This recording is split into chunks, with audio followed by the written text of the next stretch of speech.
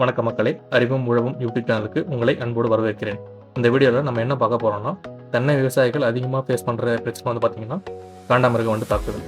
இந்த வண்டு பார்த்தீங்கன்னா 6 மாதம் ஆன தென்னை மர கன்றுகளை வந்து தாக்குறதுல அதிக வாய்ப்பு இருக்கிறது. அதுபோல் 6 மாதம் முதல் அதுக்கு மேற்பட்ட வருடங்களான தென்னைங்கன்றுகளை இந்த வண்டு தாக்குகிறது. இந்த வண்டு தன் கைகளில் உள்ள கூர்மையான நகங்களும் மற்றும் அதில் தலையில் உள்ள கூர்மையான கொம்பின் மூலம் தென்னை மரத்தின் மட்டையில் துளையிட்டு அது உள்ளே இருக்கும் கழிவுகளை வெளியே பஞ்சு போல் வெளியேற்றும். இதன் மூலம் அந்த மரம் காண்டாமிருக வண்டால் தாக்கப்பட்டுள்ளது என்று நாம் கண்டறியலாம். இதற்கு நாம் சரியான நேரத்தில் மருந்து கொடுக்கவில்லை என்றால் அந்த காண்டாமிருக வண்டு தென்னை உள்வரை சென்று அடுத்து வரும் மட்டையை தாக்கும் அளவிற்கு பாதிப்பை ஏற்படுத்தும். இது அந்த மரத்தை முழுமையாக அழித்துவிடும். மேலும் இந்த காண்டாமிருக வண்டை தொடர்ந்து சிகப்பு பூன் வண்டு, இதுவும் நம் மரத்தை தாக்க வாய்ப்பு அதிகம். காண்டாமிருக வண்டியிட்ட துளையின் மூலம் சிகப்பு பூன் வண்டும் பின்னே தொடர்ந்து வரும்.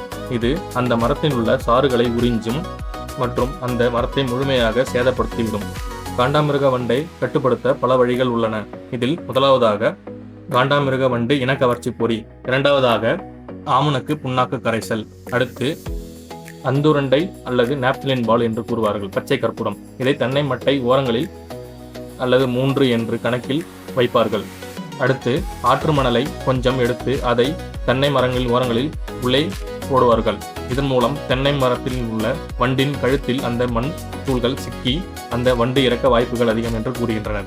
அடுத்தபடியாக நாம் செய்யும் முறை மருந்தடித்தல். இதில் மருந்து வேப்ப எண்ணெய் மற்றும் தண்ணீர் கலந்து அந்த குருத்தில் அடிப்பது. இதன் மூலம் வண்டுகள் அந்த மரத்திலேயே உள்ளே சாகின்றன. வீடியோவை பார்த்து கொண்டிருக்கும் விவசாய நண்பர்கள் அனைவருக்கும் ஒரு பெரிய நன்றி. நம்ம சேனலுக்கு சப்போர்ட் பண்ணி எல்லாரும் 140+ சப்ஸ்கிரைபர் கொடுத்துருக்கீங்க.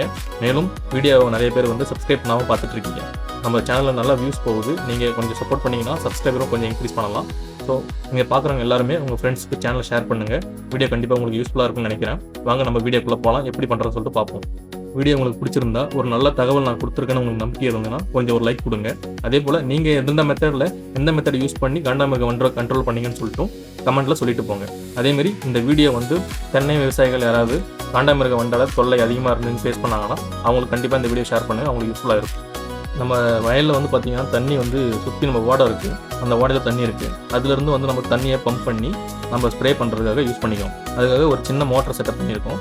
நம்ம டயஃப்ரம் பம்பை செட் பண்ணி அதிலிருந்து பைப் கனெக்ட் பண்ணி நம்ம 10 அடிக்கு மேலே வந்து பார்த்திங்கன்னா பள்ளத்தில் வந்து தண்ணி ஏற்றுறோம். அது மூலயமா நம்ம வந்து மருந்தடிக்கிறதுக்கான தண்ணிக்கு வந்து பக்கெட்டை நிரப்பிக்கிறோம். இப்போ வந்து பார்த்திங்கன்னா தண்ணி நிரம்பிட்டு இருக்கு. ஸோ நம்ம இந்த டயஃப்ரம் பம்பை யூஸ் பண்ணி தான் நம்ம தண்ணி பிடிச்சி நம்ம ஸ்ப்ரே பண்ணிகிட்ருக்கோம். இப்போது இந்த பம்ப் வந்து பார்த்திங்கன்னா ரொம்பவே பவர்ஃபுல்லாக இருக்குது. நீங்களும் வந்து உங்களுக்கு இந்தமாதிரி தண்ணி ஃபெசிலிட்டி இல்லைனா, பக்கத்தில் எங்கே தண்ணி இருந்தால் இந்தமாதிரி செட்டப் பண்ணி ஒரு பேட்டரி கனெக்ட் பண்ணி அதில் சுவிட்ச் கனெக்ட் பண்ணியிருக்கோம். அப்படியே நீங்களும் இதேமாதிரி செட்டப் பண்ணி நீங்கள் தண்ணி யூஸ் பண்ணலாம். நீங்கள் பாருங்கள், பம்ப் ஆஃப் பண்ணி ஆன் பண்ணுறேன். தண்ணி எந்த அளவுக்கு டக்குன்னு நமக்கு கிடைக்குன்னு சொல்லிட்டு பாருங்கள். ஆஃப் பண்ணியிருக்கேன், மறுபடியும் ஆன் பண்ணியிருக்கேன். இந்த ஒரு மினி செட்டப் மூலயமா நான் வந்து தண்ணி வந்து கீழேருந்து முன்னு வர்றதுக்கு கஷ்டப்படாமல் நான் மேலேயே இருந்து மோட்டர் மூலயமா பம்ப் பண்ணி நான் பக்கெட் டக்குன்னு நிரப்பி நாங்கள் ஸ்ப்ரே பண்ணுறது கொஞ்சம் ஈஸியாக இருக்குது எங்களுக்கு. எப்பயும் நம்ம வந்து பார்த்தீங்கன்னா மருந்து அடிக்கிறதுக்கு முன்னாடி நம்ம டேங்கை கண்டிப்பாக சுத்தம் பண்ணி ஆகணும். நம்ம மருந்து அடித்து முடிச்ச பிறகும் டேங்கை கண்டிப்பாக சுத்தம் பண்ணணும். அதேமாரி நம்ம எப்போ யூஸ் பண்ணுறோமோ அப்பயுமே வந்து பார்த்தீங்கன்னா டேங்கை வந்து பார்த்தீங்கன்னா 1 இல்லை 2 முறை தண்ணியை ஊற்றி நல்லா ஃப்ளஷ் பண்ணி வெளியே கீழே ஊற்றணும். இதனால் வந்து பார்த்தீங்கன்னா நம்ம ஏற்கனவே களைக்கொல்லி எதை மாதிரி அடிச்சிருந்தோம்னா அது வந்து அடுத்த மருந்து அடிக்கும்போது நமக்கு எந்த ஒரு தாக்குதலும் ஏற்படுத்தாது. அதனால் கண்டிப்பாக நம்ம டேங்கை கழுவிட்டு அதை ஊற்றிட்டு அதுக்கப்புறம் தான் நம்ம அடுத்த முறை என்ன ஸ்ப்ரே பண்ணுறோமோ அதுக்கான மருந்து நம்ம கலக்கணும். இந்தமாரி நம்ம பண்ணுறதுனால வந்து பார்த்திங்கன்னா எல்லா பயிர்களுமே நல்லா காப்பாற்ற முடியும். எந்த ஒரு மெடிசனாலையுமே எந்த ஒரு செடியுமே சாகிறதுலேருந்து வாய்ப்பு வந்து நம்ம முழுமையாக தவிர்க்கலாம்.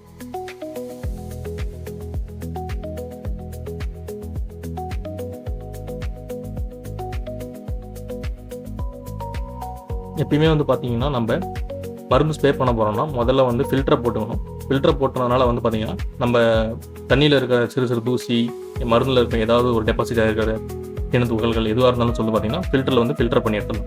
இதன் மூலயமா வந்து பார்த்திங்கன்னா நம்ம டேங்க் உள்ளே இருக்கிற ஃபில்டரையுமே அதே போல் மோட்டரையுமே நமக்கு வந்து எந்த ஒரு டேமேஜில் இருக்கும் காப்பாற்றலாம். ஃபஸ்ட்டு வந்து பார்த்திங்கன்னா ஃபில்டரை போட்டுட்டு அதுக்கப்புறம் வந்து பார்த்திங்கன்னா இப்போ அந்த டேங்க் வந்து 16 லிட்டர் டேங்க்கு. அதில் வந்து பார்த்திங்கன்னா நம்ம அதாவது 8 லிட்டர் 10 லிட்டர் தண்ணி வந்து நிரப்பிக்கணும். இதனால் வந்து பார்த்திங்கன்னா நம்ம மருந்து ஊற்றும் போது வந்து பார்த்திங்கன்னா அந்த மருந்து நேராக போயிட்டு டேங்க் அடியில் ஃபில்டரில் வந்து டெபாசிட் ஆகிறதுலேருந்து நம்ம எஸ்கேப் ஆக முடியும். அதே போல் நமக்கு வந்து பார்த்திங்கன்னா எந்த ஒரு அடப்பும் இல்லாமல் நம்ம ஸ்ப்ரே பண்ணுறதுக்கு இது ஹெல்ப்ஃபுல்லாக இருக்கும். ஃபஸ்ட்டு தண்ணியை நிரப்பிக்கிறோம். அடுத்து வந்து பார்த்திங்கன்னா நம்ம மருந்து வந்து எடுத்து மெஷர் பண்ணிக்கணும். இப்போ மருந்து வந்து பார்த்திங்கன்னா அவங்க எடுத்து மெஷர் பண்ண போகிறாங்க. அதில் வந்து நம்ம கப் எடுத்து க்ளீன் பண்ணிக்கிறாங்க அடுத்து வந்து பார்த்தீங்கன்னா அதில் நம்ம மருந்தை வந்து 50 ml எடுக்கணும். அதாவது நம்ம வந்து மோனோகாட்டோபாஸ் ஸ்ப்ரே பண்ணுறோம், அதுக்கான எம்எல் வந்து பார்த்தீங்கன்னா 50 ml. அதில் நம்ம 50 ml எடுத்துக்கிட்டு அதுக்கப்புறம் வந்து இந்த டேங்க்கில் நம்ம ஊற்றோம். அதாவது நம்ம ஏற்கனவே தண்ணி கலந்து வச்சுருக்கோம், அந்த டேங்க்கில் வந்து 50 ml மோனோகாட்டோபாஸ் 14 லிட்டர் டேங்க்குக்கு 50 ml மோனோகாட்டோபாஸ் வந்து கரெக்டாக இருக்கும். உங்களுக்கு வேணும்னு தோணுச்சுன்னா இன்னும் ஒரு 5 ml கூட எக்ஸ்ட்ரா போட்டுக்கலாம், ஆனால் அதுக்கு மேலே போகக்கூடாது, இது ரொம்ப பாய்சன். இப்போ வந்து பார்த்தீங்கன்னா மோனோகாட்டோபாஸ் வந்து அவைலபிலிட்டி வந்து கம்மியாயிடுச்சு. இது வந்து 2 months முன்னாடியே வந்து ப்ரொடக்ஷன் ஸ்டாப் பண்ணுன்னு சொல்கிறாங்க. அதனால் வந்து ஒரு லிட்டரோட ப்ரைஸ் வந்து 40லேருந்து 50 ரூபா வரைக்கும் ஏறி இருக்குது. நாங்கள் வந்து பார்த்தீங்கன்னா எங்கள் சைடில் 680 ரூபாய்க்கு வாங்கியிருந்தோம். அதுக்கே போன முன்னாடி வாங்கும்போது வந்து பார்த்தீங்கன்னா 640 ரூபாய் தான் வாங்கியிருந்தோம். இப்போது மோனோகாட்டோபாஸ் ஸ்டாக் இல்லைன்றதுனால ப்ரைஸும் வந்து ஹைக் ஆகிருக்கு. அடுத்து வந்து பார்த்தீங்கன்னா நம்ம வேப்பெண்ணெய் கரைசல், அது வந்து வேப்பெண்ணெய் வந்து நம்ம இது வச்சுருக்கோம். அதை நம்ம இப்போ வந்து 50 mlக்கு 20 mlன்னு சொல்லிட்டு வேப்பெண்ணெய் கணக்கு வச்சுக்கிறோம். 14 லிட்டர் டேங்க்கில் 20 ml வந்து வேப்பெண்ணெய் நம்ம இப்போ மிக்ஸ் பண்ணிக்கிறோம். இப்போ வந்து அவங்க 20 ml வந்து எடுக்கிறாங்க. எப்பயுமே வந்து வேப்பெண்ணெய் வந்து பார்த்தீங்கன்னா நம்ம எது கூட மிக்ஸ் பண்ணாலும் அது தனியாக பிரிஞ்சிடும். நம்ம வந்து ஷாம்பு கூட கலந்து வச்சுருக்கோம், அதனால் கொஞ்சம் ஷேக் பண்ணிவிட்டு அதுக்கப்புறம் வந்து பார்த்தீங்கன்னா இப்போ எடுத்துக்கிறாங்க. 20 ml அளவு எடுத்துக்கிறாங்க. 20 ml எடுத்துகிட்டு இப்போ நம்ம டேங்க்கில் ஊற்றிக்கிறோம். மறுபடியும் இப்போ என்ன பண்ணணும் பார்த்தீங்கன்னா தண்ணியை ஃபில் பண்ணணும். நமக்கு ஓஸில் வரதுனால நம்ம தண்ணியை வந்து இப்போ ஃபில் பண்ணுறோம். அந்த கப்பை க்ளீன் பண்ணி வச்சிடுறாங்க. மற்றபடி எந்த ஒரு பறவையோ எதுவும் வந்து உட்காந்துடக்கூடாதுன்னு சொல்லிட்டு க்ளீன் பண்ணி வச்சிடுறாங்க. அடுத்து வந்து பார்த்தீங்கன்னா அதில் வந்து தண்ணி நம்ம கூட இருக்கும். இப்போ ஏற்கனவே வந்து பார்த்தீங்கன்னா 8 லிட்டர் தண்ணி ஊற்றிருக்கோம், அடுத்து மருந்து ஊற்றிருக்கோம், அடுத்து வந்து வேப்பெண்ணெய் கரைசல் ஊற்றிருக்கோம். அடுத்து வந்து பார்த்தீங்கன்னா இப்போ மிச்சம் இருக்கிற தண்ணியை வந்து ஃபுல்லாக நம்ம நிரப்பணும். டேங்க்கில் ஃபுல்லாக தண்ணி நிரப்பிட்டு எடுத்து நம்ம இப்போ ஸ்ப்ரே பண்ணுறது ரெடி ஆகிடுச்சு. இதுக்கப்புறம் நம்ம நேராக போயிட்டு தென்னங்கன்னில் எப்படி ஸ்ப்ரே பண்ணுறதுன்னு சொல்லிட்டு பார்ப்போம் வாங்க.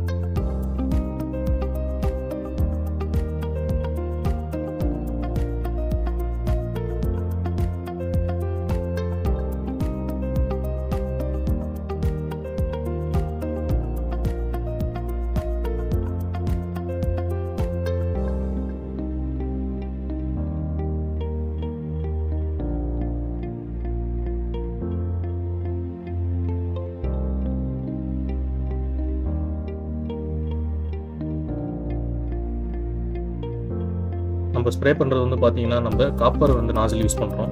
இது வந்து பார்த்தீங்கன்னா நமக்கு 20 அடியிலேருந்து 30 அடி வரைக்குமே தண்ணியை தூக்கி ஸ்ப்ரே பண்ண யூஸ் பண்ண இருக்கும். அதே போல் நம்ம அட்ஜஸ்ட் பண்ணுறது மூலிமா வந்து பார்த்தீங்கன்னா நேராகவும் வைடராகவும் யூஸ் பண்ணலாம். நம்ம இப்போ அட்ஜஸ்ட் பண்ணுறது மூலிமா வந்து நம்ம களைக்கொல்லி, இப்போது தென்னை மரத்துக்கு வண்டுக்கு அடிக்கிற மருந்து எல்லாத்துக்குமே நம்ம யூஸ் பண்ணலாம். நம்ம வந்து மற்ற நாசில் எதுவுமே யூஸ் பண்ணுறது இல்லை. நம்மகிட்ட 5 வோல்ட்ஸு அப்புறம் 9 வோல்ட்ஸ் அதெல்லாம் வச்சுருக்கோம். பட் இருந்தாலும் நமக்கு பர்ஃபார்மன்ஸ் வந்து பார்த்தீங்கன்னா இது நல்லா சூப்பராக இருக்கிறதுனால நம்ம இதெல்லாம் யூஸ் பண்ணிட்டு இருக்கோம் 2 வருஷமாக. இதில் வந்து எந்த ஒரு மெயின்டெனன்ஸுமே கிடையாது. அதில் வந்து பார்த்தீங்கன்னா நம்ம ஃபில்டர் க்ளீன் பண்ணி போடணும், அந்த மாதிரிலாம் இருக்குது. இதில் அடைச்சிட்டாலுமே நம்ம ஜஸ்ட் அதை நம்ம நாசில் அட்ஜஸ்ட் பண்ணாலே அது உள்ளே இருக்கிற டஸ்ட் எல்லாமே வெளியே வந்துடும். அதேமாதிரி ஜஸ்ட் நம்ம க்ரீஸ் பேக்கிங் மூலிமா வந்து பார்த்திங்கன்னா வாட்டர் லீக்கை வந்து இதில் அரெஸ்ட் பண்ணலாம். இந்த நாசில் வந்து நாங்கள் வந்து 2 வருஷமாக யூஸ் பண்ணிட்டு இருக்கோம். இது வரைக்குமே எந்த பிரச்சனையும் இல்லாமல் நல்லா வந்து யூஸ் பண்ணிட்டு இருக்கோம். அதை நீங்கள் வந்து நினைக்கலாம் இதை நம்ம வந்து பவர் ஸ்ப்ரேயில் கனெக்ட் பண்ணிட்டு இருக்கோம்னு சொல்லிட்டு, ஆனால் வந்து நம்ம பேட்டரி ஸ்ப்ரேயில் தான் கனெக்ட் பண்ணியிருக்கோம். அதுக்கே வந்து பார்த்தீங்கன்னா நமக்கு 25லேருந்து 30 அடி வரைக்கும் நம்ம இதை நம்ம அட்ஜஸ்ட் பண்ணுறது மூலிமா நம்ம வாட்டர் த்ரோவை கொண்டு போக முடியும். நம்ம வந்து தென்னை மரம் வந்து இடைவெளி வந்து பார்த்தீங்கன்னா 24 அடி கனெக்ட் பண்ணி விட்டுருக்கோம். நம்ம இப்போ கேப் வந்து பார்த்தீங்கன்னா 24 அடி 25 அடிக்கு வந்து நம்ம தூக்கி அடிச்சிட்டு இருக்கு அந்த தண்ணியை. இந்த நாசில் வந்து ரொம்ப யூஸ்ஃபுல்லாக இருக்குது எங்களுக்கு. ஸோ நம்ம வெள்ளை தாக்குதல் பெரிய மரத்தில் இருந்தால் கூட இந்த நாசிலை நம்ம கனெக்ட் பண்ணி அதுக்கான மருந்து நம்ம ஸ்ப்ரே பண்ணுறோம். அப்போ வந்து பார்த்தீங்கன்னா நம்ம வந்து கலந்த மருந்து எடுத்துகிட்டு போயிட்டு நம்ம தென்னை மரத்துக்கு அடிச்சுட்டு இருக்கோம். எப்படி அடிக்கிறான்னு பாருங்கள். அதை நம்ம நல்லா ஸ்ப்ரே பண்ணுறதுக்கு வச்சுக்கிட்டு அதுக்கப்புறம் ஒரு மரத்துலேயும் வந்து பார்த்தீங்கன்னா மட்டை ஃபஸ்ட்டு நனையணும். மட்டை நனைஞ்சி உள்ள கீழே அடி குறுத்த வரைக்கும் போகணும். அப்போ தான் வந்து பார்த்தீங்கன்னா அந்த மருந்து கேட்கும். அதே போல் மட்டையை நனைக்கிறதுனால நமக்கு என்ன அட்வான்டேஜ்னா வெள்ளை இருந்தாலும் அதுவுமே வந்து இறந்து போயிடும். இது வந்து நம்ம 2 in 1 பர்பஸாக யூஸ் பண்ணுறோம். ஒன்று வெள்ளை தாக்குதல், அதே போல் குருத்து பூச்சிக்கும் வந்து நம்ம இது கட்டுப்படுத்த யூஸ் பண்ணுறோம். அடுத்து வந்து பார்த்தீங்கன்னா காண்டாமிருக வண்டு தாக்குதல் வந்து குறைக்கிறதுக்கு யூஸ் பண்ணுறோம். காண்டாமிருக தாக்குதல் வந்து பார்த்தீங்கன்னா வண்டு எப்பவுமே வந்து மட்டை உள்ளே தான் இருக்கும். ஸோ நம்ம வந்து பார்த்தீங்கன்னா கண்டிப்பாக நல்லா மட்டை நனைஞ்சு கீழே வர அளவுக்கு வந்து நம்ம இதுக்கு அடிக்கணும். அப்போ தான் வந்து பார்த்தீங்கன்னா நமக்கு கண்டிப்பாக இது கேட்கும் மருந்து. இந்த மருந்து அடிக்கிறது மூலிமா வந்து நம்ம 1 மாதம் வந்து நம்ம வண்டுலேருந்து பிரச்சனைலேருந்து காப்பாற்ற முடியும் மரத்தை. அடுத்த மட்டை வர்றது தெளிவாக வரும். அதே போல் மாதத்துக்கு வரும்போது கண்டிப்பாக ஸ்ப்ரே பண்ணிடணும். குறைஞ்சபட்சம் 45 நாள் இல்லை 50 நாள் அதுக்குள்ளே அடுத்த மருந்து நம்ம கொடுத்துடணும். இது வந்து பார்த்திங்கன்னா காண்டாமிருகம் அடித்த மட்டை தான் இது.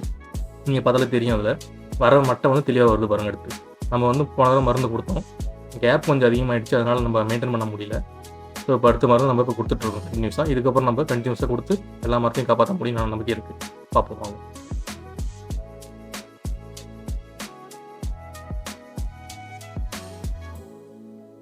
இந்த மரத்தில் வந்து பார்த்தீங்கன்னா குருத்து பூச்சி வந்து பூந்துருச்சு. அது வந்து வர்ற குருத்தை வந்து அழுகுல மாரி அப்படியே கலர் மாற்றிடுச்சு. இது குருத்து பூந்துருச்சு, இது காப்பாற்றுமான்னு என்னன்னு தெரியல. இதுக்கு ஏதாவது மருந்து உங்களுக்கு தெரிஞ்சுன்னா நீங்கள் கண்டிப்பாக கமெண்ட்டில் சொல்லிட்டு போங்க. குருத்து பூச்சிக்கு என்ன பண்ணுறதுன்னு சொல்லிட்டு. நம்ம மோனோகோட்டா பசங்க கொடுத்துட்ருக்கோம். நீங்கள் ஏதாவது தனியாக ஸ்பெஷலாக மருந்து எதாவது இருந்ததுன்னா நீங்களும் கமெண்ட்டில் சொல்லிட்டு போங்க. நீங்கள் என்ன யூஸ் பண்ணுறீங்கன்னு சொல்லிட்டு. நாங்கள் அடுத்த தடவை ட்ரை பண்ணி பார்க்குறோம் அதை. கண்டிப்பாக நீங்கள் சொல்லிட்டு போங்க கமெண்ட்டில்.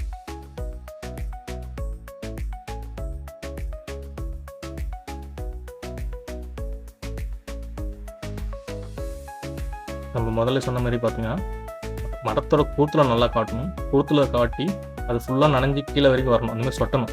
அப்போ தான் வந்து பார்த்தீங்கன்னா, அடுத்து வந்து மரத்தில் நம்ம வண்டு அடிக்காது. நம்ம என்ன மருந்துன்னு சொல்லிட்டு மறுபடியும் பார்த்துருவோம். மோனோகோட்டா ஃபர்ஸ்ட் எடுத்து அடுத்து வந்து பார்த்தீங்கன்னா, வேப்ப எண்ணெய். அது கூட கரைக்கிறதுக்கு வந்து பார்த்தீங்கன்னா, இந்த எண்ணெயை கரைக்கிறதுக்கு வந்து நம்ம ஷாம்பு யூஸ் பண்ணுறோம். க்ளீன் கலர் ஷாம்பு, எந்த ஷாம்பு நம்ம யூஸ் பண்ணிக்கிட்டு நம்ம அதை மிக்ஸ் பண்ணி வச்சுக்கணும். ரெண்டுத்தையும் எண்ணெயும் ஷாம்பையும் மிக்ஸ் பண்ணி வச்சுக்கிட்டு 20 ml ஊற்றணும் இந்தமாரி. அதே போல் மோனோகோட்டா வந்து பார்த்தீங்கன்னா 50 ml எடுத்துக்கணும். ஒரு டேங்க், அதாவது 16 லிட்டர் டேங்குக்கு 50 ml எடுத்துக்கிட்டு ரெண்டுத்தையும் மிக்ஸ் பண்ணி அடித்தா கண்டிப்பாக ரிசல்ட் கொடுக்கும். நான் ட்ரை பண்ணிட்டு தான் உங்களுக்கு சொல்கிறேன், கண்டிப்பாக ரிசல்ட் கொடுக்கும்.